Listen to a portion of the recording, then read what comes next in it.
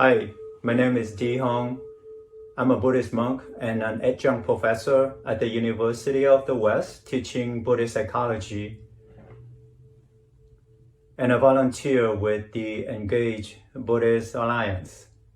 In this video, I will discuss the celebration of the Buddha's birthday and the implications behind the ritual of bathing the baby Buddha. Several canonical sources place his birth on the full moon of the fourth lunar month. However, you may find that in certain Asian countries, his birthday would be held on the 8th day of the fourth lunar month. In 1999, the United Nations officially recognized and declared the Buddha's birthday an International Day of Vesak on the full moon day in the month of May each year.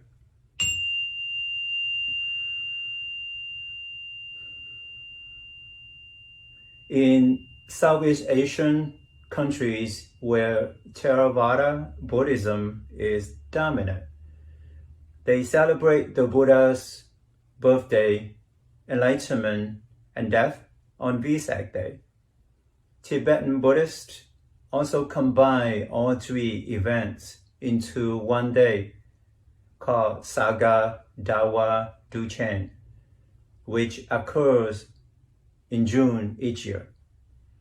For Mahayana Buddhism in East Asian countries, they celebrate all three events separately. Here I will discuss the celebration of the Buddha's birthday and the ritual of bathing the baby Buddha and its implications from the Mahayana perspective.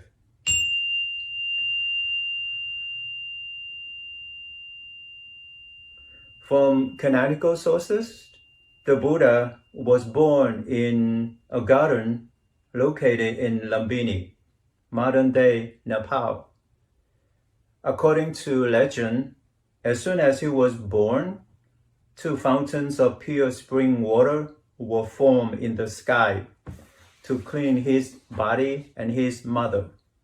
He was named Siddhartha, meaning one who would fulfill his wishes. Of course, there was no account of celebrating the Buddha's birthday when he was alive.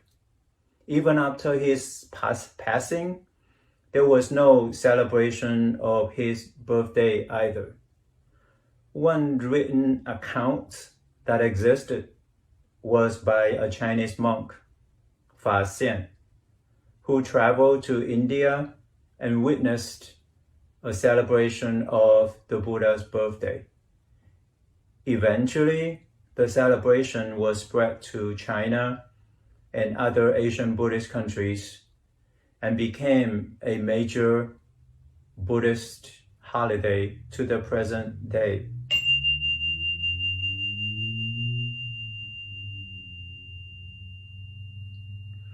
So fast forward to the present day in America. How do the Buddhist temples celebrate the Buddha's birthday? In the US, most Buddhist temples are usually open on Sundays for people to come for services because they have to work on weekdays. Therefore, the Buddha's birthday usually would be held over a couple Sundays in order to serve the Buddhist population. On the day of the celebration, the temple would set up and decorate a small garden with flowers and plants surrounding a big container filled with water in which the baby Buddha statue is placed on top. You can take a look at what I have right here, a small plastic bowl with water and some flowers, a baby Buddha statue, and a letter This is just a small representation of what would have looked like in the Buddhist temples.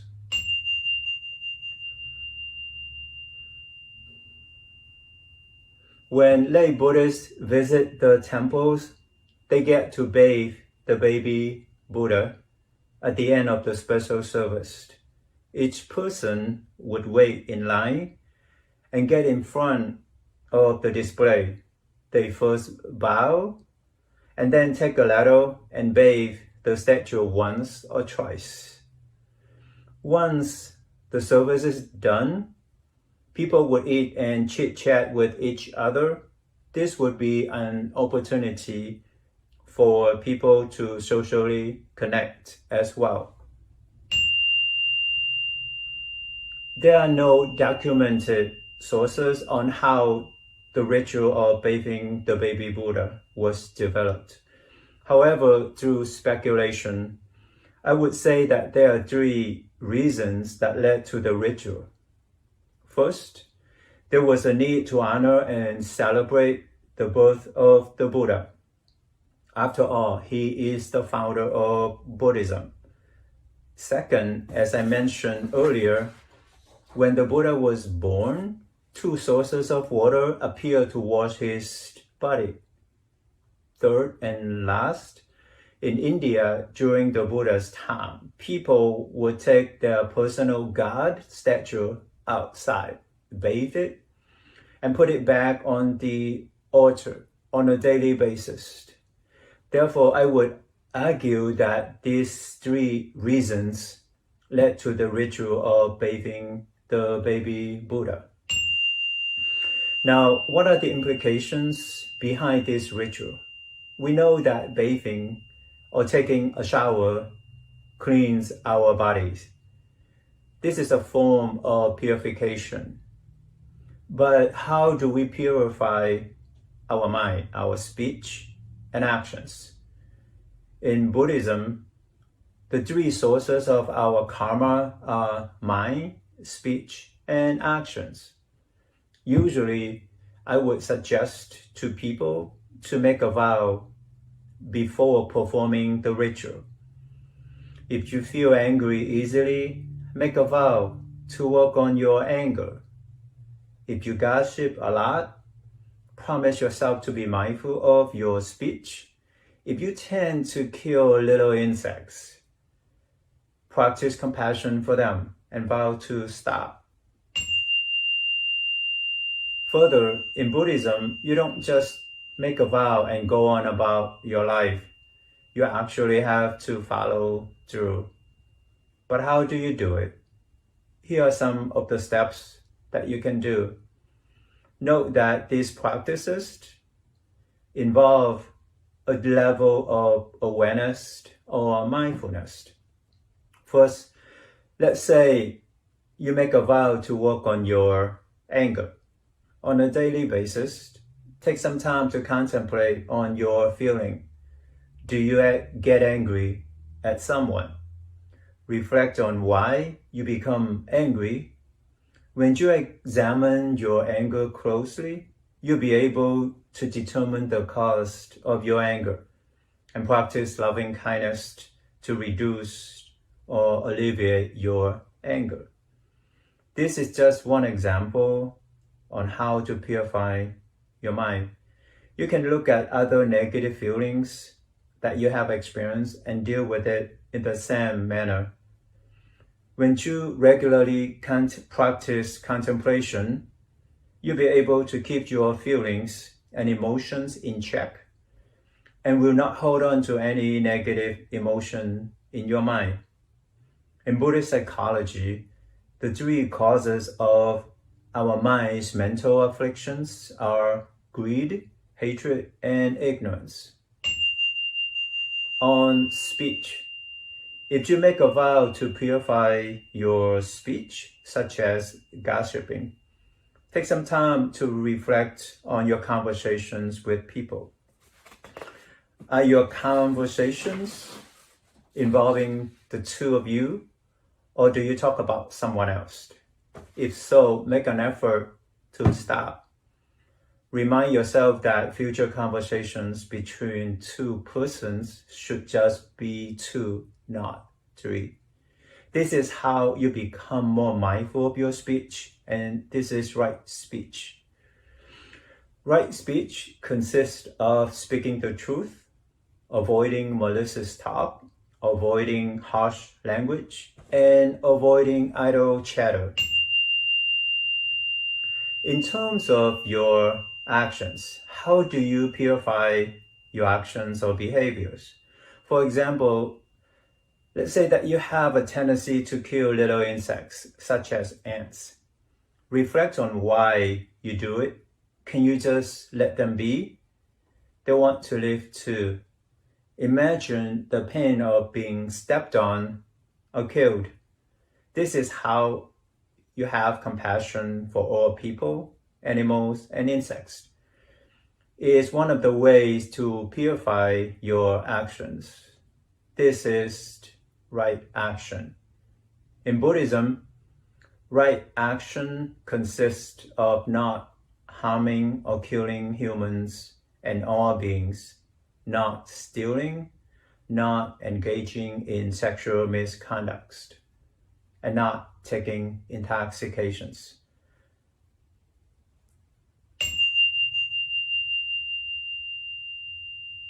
Let's review what I just presented.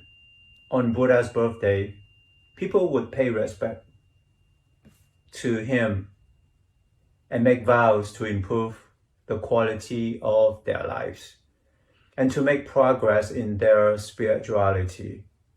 This can become a daily practice.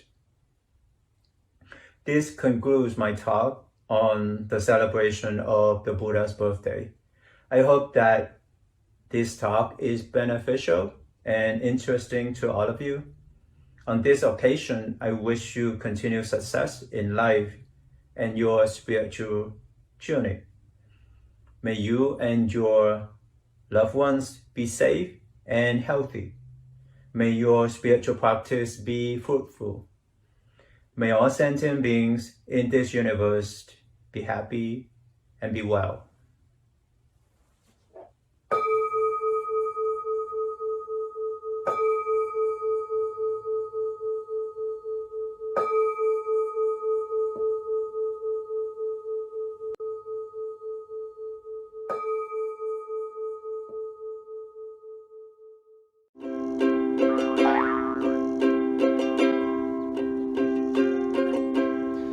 Hey everybody, I'm Chaplain Ellsworth. I'm from Kern Valley, and I'm really honored to be with you here today via video. Let's sing a song. If you know it, join me. In Christ alone, my hope is found. He is my light, my strength, my song. This cornerstone, this solid ground, firm through the fiercest drought and storm. What heights of love, what depths of peace, when fears are stilled, when striving cease. My comforter, my all in all, here in the love of Christ I stand. In Christ alone, who took on flesh, fullness of God in helpless babe, this gift of love and righteousness, scorned by the ones he came to save, till on that cross as Jesus died, the wrath of God was satisfied, for every sin on him was laid. Here in the death of Christ I live. There in the ground his body lay, light of the world by darkness slain, then bursting forth in glorious day, up from the grave he rose again, and as he stands in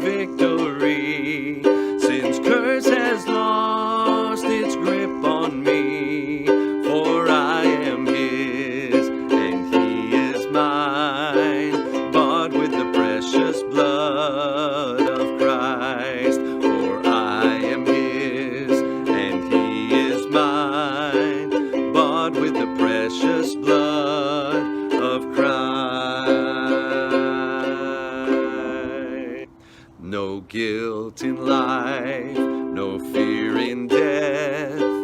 This is the power of Christ in me. From life's first cry to final breath, Jesus commands my destiny. No power of hell, no scheme of man can ever pluck me from his hand till he returns or calls me home. Here in the power of Christ I'll stand. No power of hell, no scheme of man can ever pluck me from his hand till he returns or calls me home. Here in the power of Christ I'll stand. Let's continue with the song. And don't pay attention to the words because it's going to be in Spanish. But just let there's song in your heart. And the song is about the love that God has for us and how we can feel his love in our heart. The name of the song is Se Busca, Wanted. Se busca. Su nombre, Jesús de Nazaret. Origen, judío. Profesión, carpintero. Se le acusa de predicar la verdad, de llamarse hijo de Dios y de enseñar a amar a los demás como a sí mismo.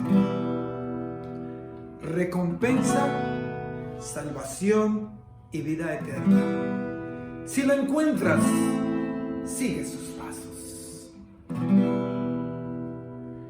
Cristo te ama en espíritu y verdad. Búscalo, búscalo y verás que al fin la paz encontrarás y todo cambiará. Cantamos. Cristo te ama en espíritu y verdad. Búscalo, búscalo y verás que al fin la paz encontrarás y todo cambiará.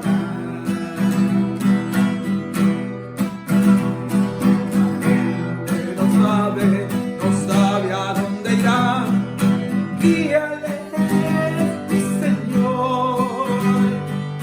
Muestras el camino, la verdad y el amor. Escucha a quien te clama tu perdón.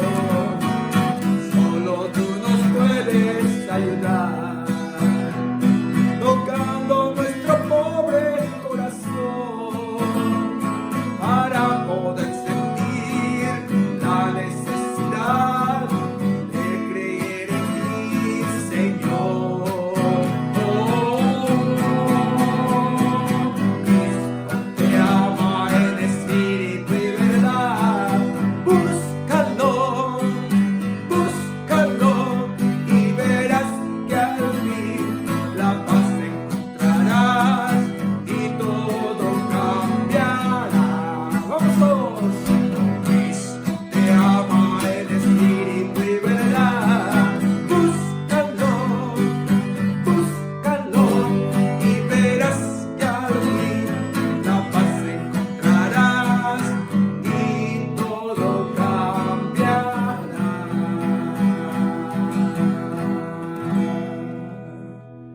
Amén. Gracias.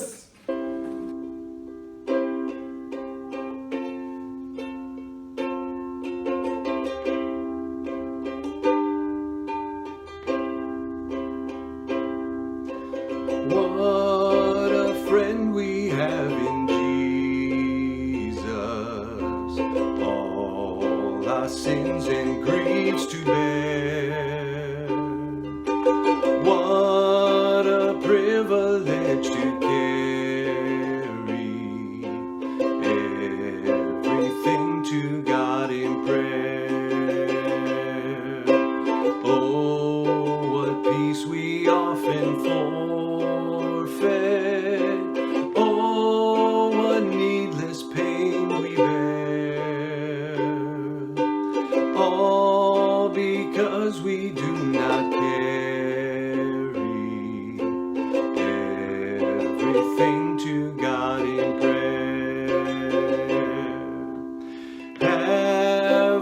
trials and temptations?